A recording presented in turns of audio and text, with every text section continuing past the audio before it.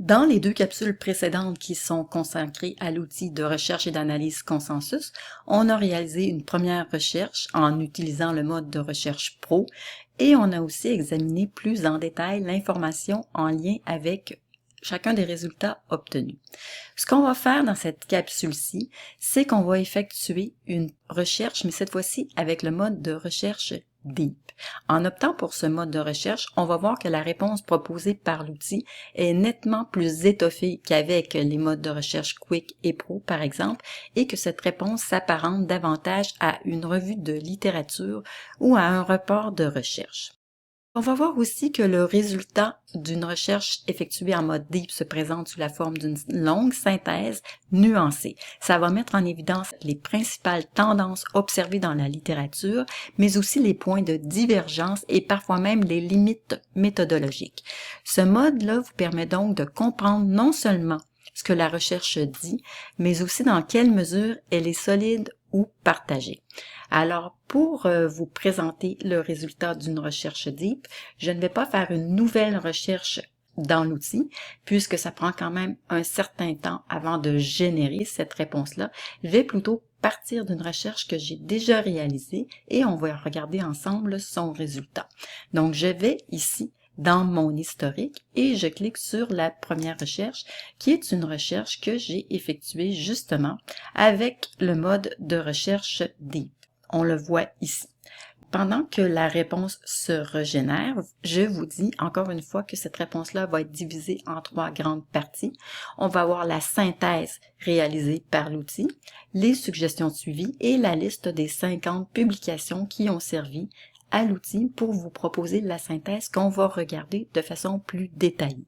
On va donc s'attarder davantage au rapport lui-même plutôt qu'aux autres parties de la réponse. La revue de littérature débute par une introduction qu'on peut voir ici, qui inclut le consensus Mitter dont j'ai déjà parlé dans la toute première capsule que j'ai déjà décrite et qui nous permet de voir en un seul coup d'œil le verdict de la littérature sur la question qu'on a posée.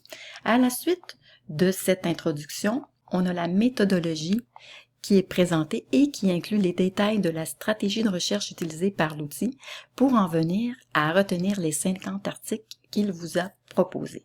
Si vous souhaitez savoir plus de détails sur la méthodologie, vous pouvez cliquer ici sur le bouton Détails et il y a un volet qui va s'ouvrir à la droite de mon écran et qui présente les 9 étapes par lesquelles l'outil est passé pour en arriver à vous présenter les 50 résultats que vous allez retrouver à la fin de sa réponse. À la suite de la méthodologie, on a les résultats comme tels qui sont présentés de façon nettement plus détaillée que pour une recherche en mode pro. Ça inclut, et je vais descendre ici, ça inclut une ligne du temps, des études clés qui répondent à la question. On voit donc qu'au fil des années, il y a de plus en plus d'études qui ont été répertoriées par l'outil et qui sont en lien avec la question que vous lui avez proposée. Par la suite, qu'est-ce qui est présenté? C'est un tableau qui présente les auteurs et les revues qui se sont davantage illustrés dans les résultats proposés par l'outil à la suite de la question que vous lui avez posée. Donc, les auteurs et les revues. Par la suite, on a la discussion qui est présentée. Et ce qui est intéressant, c'est vraiment Consensus présente souvent de façon visuelle ces résultats. Donc, ce qu'on a ici, dans la discussion, c'est un tableau qui présente certains arguments clés et la force avec lesquels chacun est supporté par la littérature repérée par l'outil.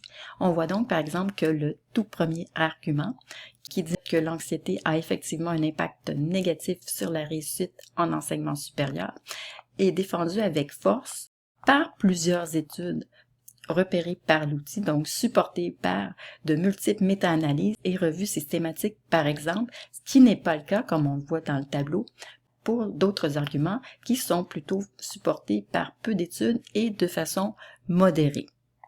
Enfin, on retrouve la conclusion.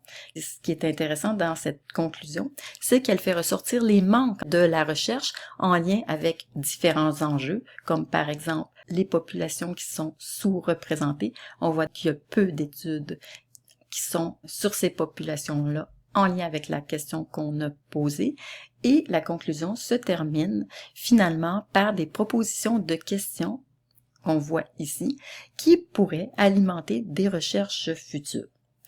C'était ce qui complète la réponse de l'outil à la question que vous lui avez posée. Par la suite viennent les suggestions de suivi et la liste des 50 publications qu'il a repérées pour vous, qui commence ici. Je rappelle en terminant que le mode de recherche DEEP peut être particulièrement utile pour les questions complexes ou pour préparer une revue de littérature, par exemple, mais qu'il reste toujours important de vérifier les sources citées, de consulter les articles complets et de croiser les résultats avec ceux proposés par d'autres bases de données. Le mode de recherche DEEP de consensus ne remplace pas la lecture critique, mais il la facilite. Dans la prochaine capsule, on va voir comment Consensus permet de conserver et de structurer les recherches, en plus d'offrir la possibilité d'y téléverser des publications repérées dans d'autres outils pour bénéficier de ces fonctionnalités d'analyse.